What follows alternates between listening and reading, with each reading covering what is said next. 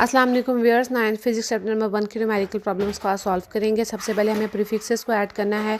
5000 ग्राम है तो उसके लिए किलो का प्रीफिक्स आ जाएगा। नेक्स्ट एग्जांपल में 6 जीरोज़ हैं तो उसके लिए मेगा का सिंबल आएगा आपके पास यहाँ पर, ठीक है। थर्ड एग्जांपल में आपके पास 52 को साइंटिफिक रोटेशन में कन्वर्ट करें, किलो की पावर भी 3 लगाएं, सारी 10 की पावर सॉल्व करें, टोटल आंसर आपके पास -6 आएगा। तो आप यहाँ पे माइक्रो का प्रीफिक्स यूज़ कर सकते हैं। देन इसी तरह से अगली एग्जांपल है माइक्रो, नैनो और पीको में आपको रिलेशनशिप फाइंड आउट करना है।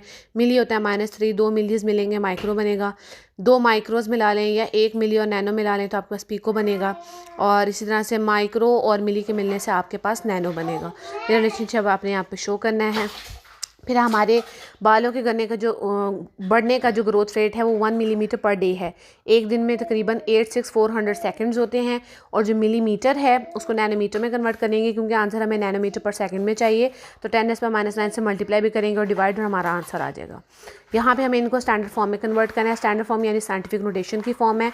आपके पास लास्ट पे पॉइंट होता है, अगर पहले से पॉइंट मौजूद नहीं है वहाँ से लेकर आपको पहले वर्ड के बाद पॉइंट मूव करना है। जितने डिस्टेंस पॉइंट मूव करेगा आप 10 की पावर लिखेंगे। अगर आप राइट से लेफ्ट जा रहे हैं तो प्लस में, अगर लेफ्ट से राइट जा रहे हैं तो माइनस में।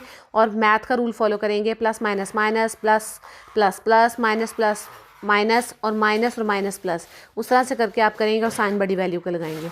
सेम केस यहाँ पर भी है। आपको यहाँ पर सेकंड्स इन अ डे मैंने हेयर वाले फार्मूला में जैसे निकाला है कि एक दिन में 24 घंटे, 24 घंटों में 60 मिनट, हर घंटे के अंदर और हर मिनट में 60 सेकंड। इसके अंदर आप लोगों को साइंटिफिक फिगर्स बताने थे और उनकी रीजंस बतानी थी। और ये बताना था कि किसके अंदर 3 साइंटिफिक फिगर्स हैं। अभी इन चारों क्वांटिटीज़ में पहले के अंदर 5 है, दूसरे में 3 है, फिर 3 है और फिर 4 है और फिर नेक्स्ट में 3 है। तो एंड पे आप आंसर में बताएंगे कि ये वाला जो सवाल था इसके अंदर 3 सिग्निफिकेंट फिगर्स थे, ठीक है।